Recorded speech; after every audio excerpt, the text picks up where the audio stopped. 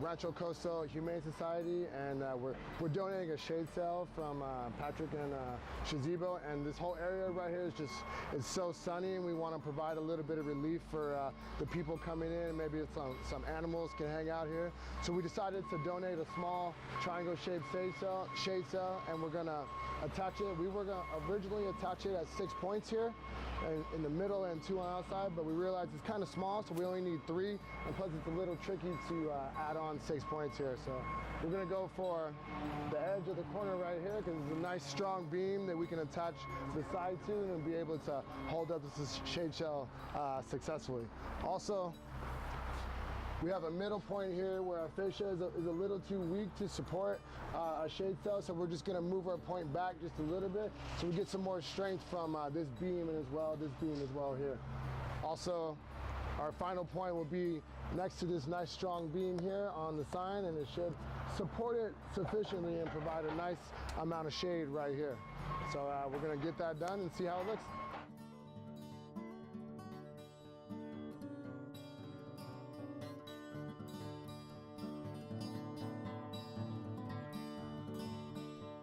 So for this triangle, one of the tricky things is figuring out what kind of wall bracket to use. There's corner brackets, rafter brackets, wall plates, pad eyes. So for this one, you want to make sure you know what to anchor off of first. And obviously now that we know what we're going to anchor off of first, we decided to go with the pad eyes. The pad eyes will hit that beam underneath it, versus the wall plate would probably go, it's too big. The beam would probably be here and it wouldn't hit it, and that would lose the purpose of the wall plate of your anchoring point. So your first initial thought is probably going with an inside corner bracket, but we took a further look, and this fascia board is too weak to hold that corner bracket. And also you can't anchor off of that top corner. It's just, this is too large for it. So we also decided to go with the pad eye, and you can show kind of where it's gonna go. And it'll probably end up going right there to hit that back, there's a back beam that will support that pad eye. So we're getting ready to install our attachment points here for the front sail. We're going to install right here on this beam. Anthony's getting the pad eye ready. We're going to install also on the edge of this beam here. And away we go.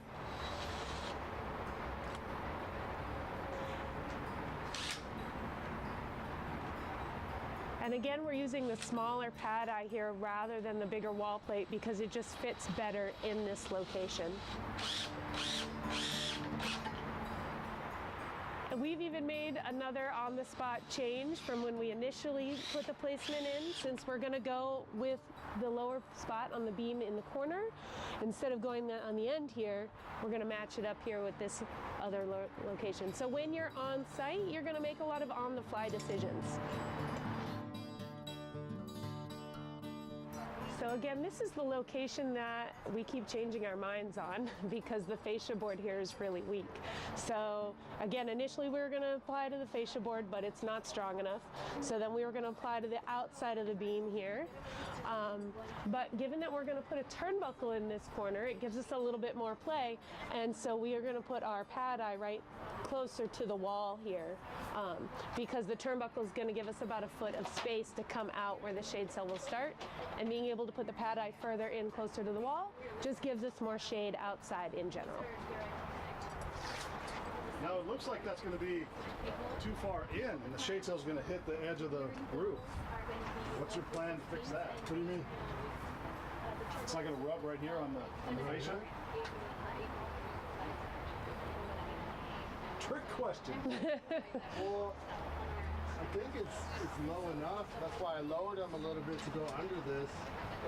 What's the natural curve of the sail? Yes, yeah, the natural curvature of the sail will prevent it from rubbing against the board. There we go. And also, in this particular sail, we don't have a lot of height differences. All of our heights are pretty well the same, so that's not a big concern here.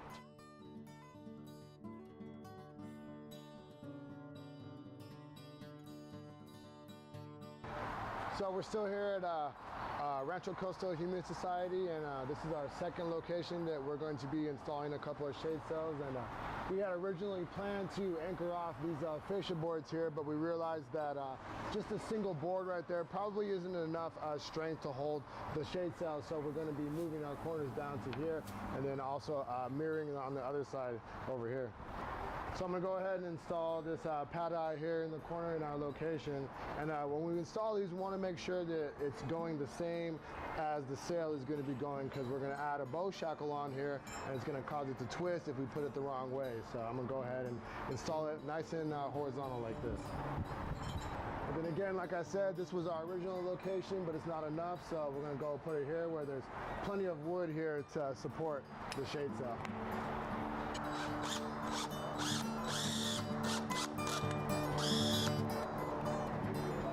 Number 2, and again, it's the same location. It's the opposite location, but the same installation process.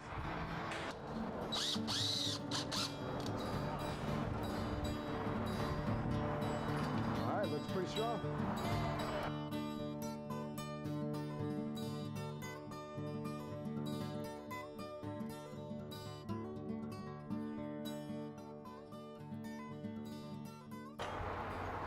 Okay, so now we're going to go ahead and install point number 4, which this one will be on the second sail. And I know I talked about before how these fishes are too weak to really put a shade sail on, but this one has 2 here, and we're going to be using a outside corner bracket here, which will increase not only the stability of these 2 fishes here, but also will successfully hold the shade sail, so it should be fine. So with these outside wall brackets here, they have a sort of a little bit larger size hole, so I'm going to go ahead and put a couple washers on my screw here, and it should work. Thank you, sir. I got it. Teamwork makes the dream work.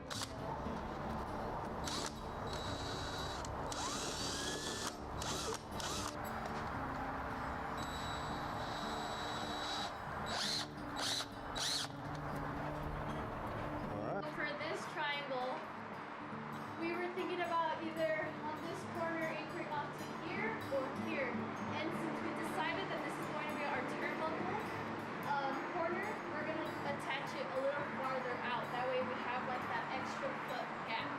So the shade sail is actually probably going to start right here.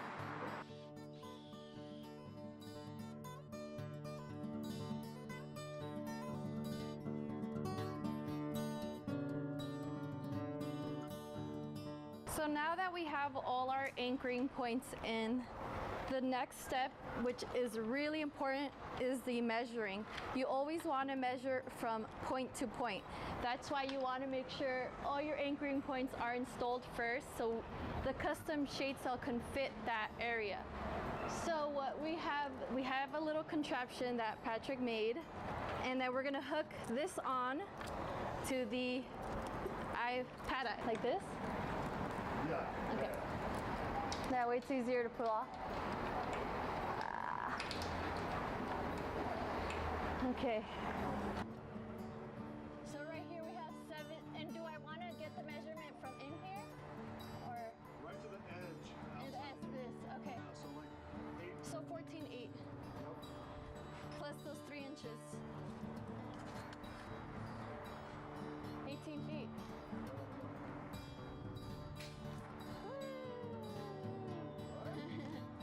So Hey, that is pretty cool. when it's 18 feet up, and there's a tree in the way, and you gotta move this whole ladder. You always want to make sure you have paper and pen in handy when it comes to getting the measurements. And it also helps already labeling your corners A, B, and C. You know, that way you know A, B, you'll have that measurement, and then don't wait for the last minute to put all your measurements down. It's better to write it down as you go so you won't forget.